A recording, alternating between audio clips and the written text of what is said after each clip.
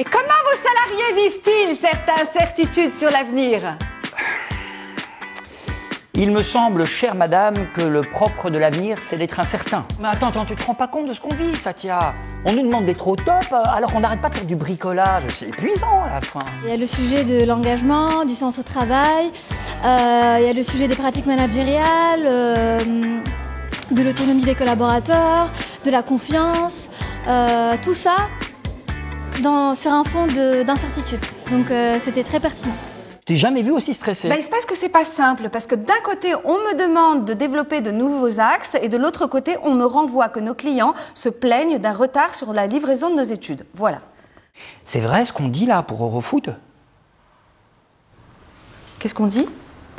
Qui parle de partir à la concurrence. Tu veux que je te dise, Nicolas, en fait? En fait, là, en ce moment, je sens plus rien du tout et je pense plus rien du tout. J'essaye de faire les choses pragmatiquement, au jour le jour, au présent. D'accord? Ok. Et après, pour le reste...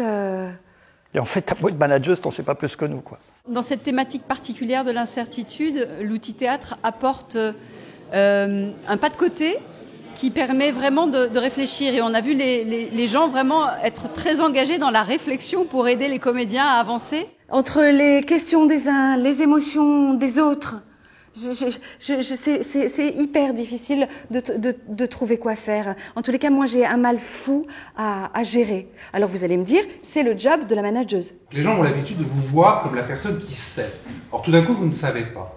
Vous peut-être essayer à certains moments, je ne sais pas, de dire « Attends, c'est beaucoup plus compliqué que ça, je vais t'expliquer les tenants et les aboutissants. » On va trouver ensemble une façon de réagir à cette incertitude. Ce que j'ai trouvé extrêmement puissant, c'est la capacité qu'ils ont eue à nous impliquer et du coup à nous rendre acteurs, d'aider à résoudre la situation. C'est très fort aussi, ça. J'ai décidé de lancer l'étude sur Scandinaviax. Ah bon? D'accord. Mais c'est pas un peu risqué, là, de démarrer le travail sans être sûr pour la fusion? Si, c'est totalement risqué.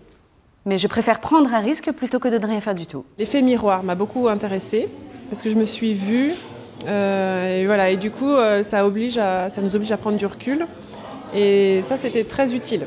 Donc j'ai trouvé que c'était une soirée très utile pour moi, pour ma pratique de manager. Et ça vous dérange pas d'avoir une manageuse qui ne sait pas encore, justement? Moins qu'une manageuse qui prétendrait tout savoir, ou bien pire, qui nous mentirait. Non, je trouve que t'as été honnête, claire, puis surtout, t'as pris le temps de nous écouter. Écoute, je me suis dit que, quitte à être dans le brouillard, autant savoir comment chacun se sentait, et puis surtout, comment chacun a envie d'évoluer.